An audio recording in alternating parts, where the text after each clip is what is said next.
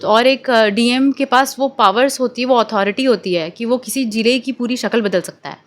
तो मेरी पूरी कोशिश रहेगी कि मैं अपने बिहार को विकसित बिहार बनता हुआ देख सकूँ और उसमें अपना छोटा-सा कंट्रीब्यूशन दे सकूँ। ये एक्सपेक्टेड है कि मुझे इंडियन एडमिनिस्ट्रेटिव सर्विस मिलेगा और कुछ सालों बाद किसी ज़िला की मैं डीएम बन जाऊँगी। अच्छा, कितनी कठिनाइयों का सामना करना पड़ा?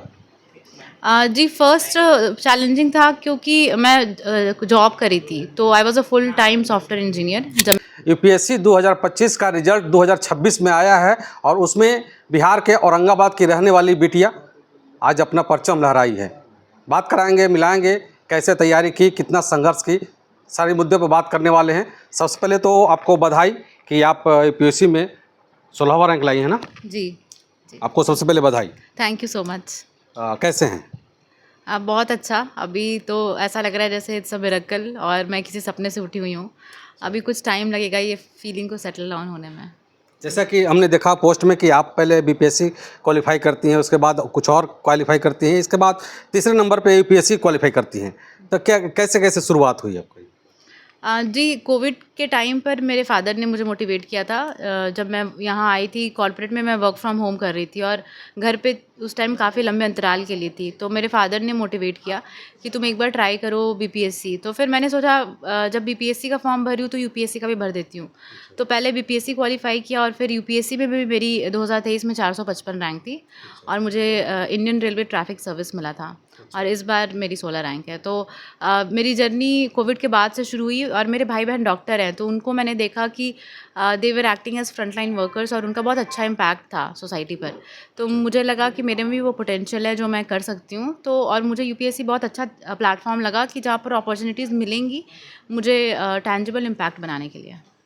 इतनी सारी अपॉर्चुनिटी एक साथ, कैसा महसूस कर रही हैं? जी, बहुत अच्छा लग रहा है। मैं बहुत खुद को फॉर्च्यूनेट मानती हूँ कि मुझे बीपीएससी, यूपीएससी और फिर वापस से अभी आईएएस मिला है। मैंने सेटबैक्स भी देखे हैं, फेलियर्स भी देखे हैं।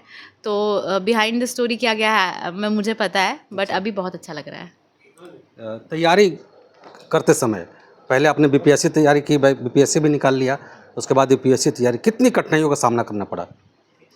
जी फर्स्ट चैलेंजिंग था क्योंकि मैं जॉब करी थी, तो I was a full time software engineer जब मैंने बीपीएससी और यूपीएससी का फॉर्म भरा था 2022 और 23 में। तो time management was a big issue for me क्योंकि मेरी 9 टू 5 जॉब थी और मैं सीनियर सॉफ्टवेयर इंजीनियर थी, तो मुझे एक टीम मैनेज करनी पड़ती थी। तो 9 टू 5 तक लिमिटेड नहीं था वो, आफ्टर 5 पीएम भी मुझे कई बार मीटिंग्स वगैरह अटेंड करनी पड़ती थी।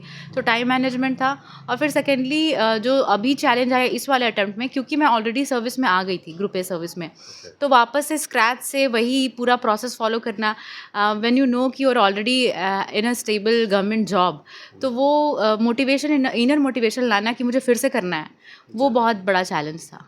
आइए, आप एक आईएएस अधिकारी बनेंगे, जो आपका रैंक है उसके हिसाब से आप कौन सा अधिकारी बनेंगे? जी मुझे ये एक्सपेक्टेड है कि मुझे इंडियन एडमिनिस्ट्रेटिव सर्विस मिलेगा और कुछ सालों बाद किसी जिला की मैं डीएम बन जाऊंगी। अच्छा, आप जी, डीएम बनेंगी? जी, जी। तो अभी कहाँ की बनती हूँ अभी वो डिसाइड होगा क्योंकि हमारी ट्रेनिंग चलेगी अभी 1 से 1.5 साल। उसके बाद फिर स्टार्टिंग पोस्ट डीडीसी वगैरह होता है, फिर 3-4 साल बाद डीएमशिप मिल जाती है और फिर आगे जा कर के जो एक नॉर्मल आईएएस ऑफिसर की जर्नी होती है, secretary, additional secretary, may be cabinet secretary also. Okay. अधिकारी बनेंगे, बहुत बड़ा जिम्मेवारी मिलेगी पूरा ज़िले के लिए। कैसे देखेंगे आप? बिहार में हैं, बिहार में आप रहेंगे तो कैसे देखते हैं इसको? जी, मेरे हिसाब से बिहार बहुत अच्छा कर रहा है अभी। हमने डेवलपमेंट देखा है लेकिन बहुत स्कोप है डेवलपमेंट का भी। तो और एक डीएम के पास वो पावर्स होती है, वो अथॉरिटी होती है कि वो किसी ज़िले की पूरी शक्ल बदल सकता है।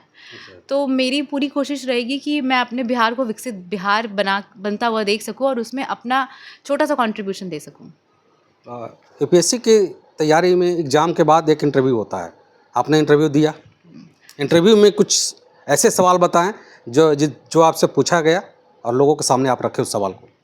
जी, मैंने 2 बार इंटरव्यू दिया है। पिछले बार जब क्वालिफ़ाई किया था मैंने, तो मेरे से इकोनॉमिक्स पे कुछ क्वेश्चंस पूछे गए थे क्योंकि मेरा ऑप्शन इकोनॉमिक्स है। फिर मैं उस टाइम तमिलनाडु में थी क्योंकि चेन्नई में मेरी जॉब सॉफ्टवेयर जॉब थी, तो मुझे इनसाइडर आउटसाइडर वाला थोड़ा पूछा गया था, सन ऑफ सॉल्स थ्योरी पे क्वेश्चंस थे। फिर पूछा गया था कि एक डीएम का काम जो होता है वो एम्पैथी भरा होता है, तो तुम क्या ऐसा काम करोगी जो अपने डिस्ट्रिक्ट में एम्पैथी वाला काम होगा। इस बार मुझसे रेलवेज़ पे क्वेश्चंस पूछे गए क्योंकि मैं रेलवेज़ डिपार्टमेंट में थी। और फिर मेरे से कोटा का पूछा गया क्योंकि मैंने कोटा में 2 साल आईआईटी की तैयारी की है। फिर आईआईटी पे कुछ क्वेश्चंस पूछे गए थे और ओवरऑल इकोनॉमिक्स पे भी कुछ क्वेश्चंस पूछे गए थे, जैसे ये डिप्रिसिएशन रेट इंडियन रुपी का। ओवरऑल बहुत अच्छा इंटरव्यू था इस बार, बोर्ड काफ़ी कॉर्डियल था। आगे इससे आगे भी और कुछ करना है? अब तो मेरी जो ड्रीम सर्विस थी वो मुझे इस बार मिल जाएगी।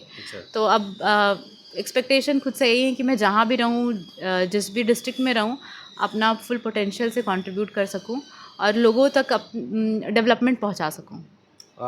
बिहार में एक बहुत बड़ा चैलेंजिंग होगा आपके लिए कि बिहार में शराबबंदी को लेकर के बहुत सारी मुद्दाएं हैं और ऐसा कहा जाता है कि बिहार में शराब चालू भी हो जाएगा, कुछ लोग कह रहे हैं नहीं भी होगा। आप इसको कैसे देखती हैं? देखिए, मेरे हिसाब से शराबबंदी का जो इंटेंशन है, जो पॉलिसी का इंटेंशन है, वो बहुत नोबल इंटेंशन है और उसको फुल सपोर्ट है बिहार की महिलाओं का। क्योंकि जैसे एनसीआरबी की रिपोर्ट्स वगैरह में हमने देखा है कि वायलेंस भी कम हुआ है वुमेन के अगेंस्ट, और वर्क कल्चर भी ओवरऑल इम्प्रूव हुआ है शराबबंदी के बाद। हालांकि ऑन ग्राउंड इम्प्लीमेंटेशन में थोड़े चैलेंजेस है, जैसे जो बॉर्डर एरियाज़ है वहाँ पर रेगुलेट करना मुश्किल है, और सेकेंडली कुछ कुछ एरियाज़ में अलाउ कर देना चाहिए मेरे हिसाब से, जैसे गुजरात गवर्नमेंट ने किया है, ताकि टूरिज़्म जो बिहार का है वो ज़्यादा इम्पैक्ट ना हो।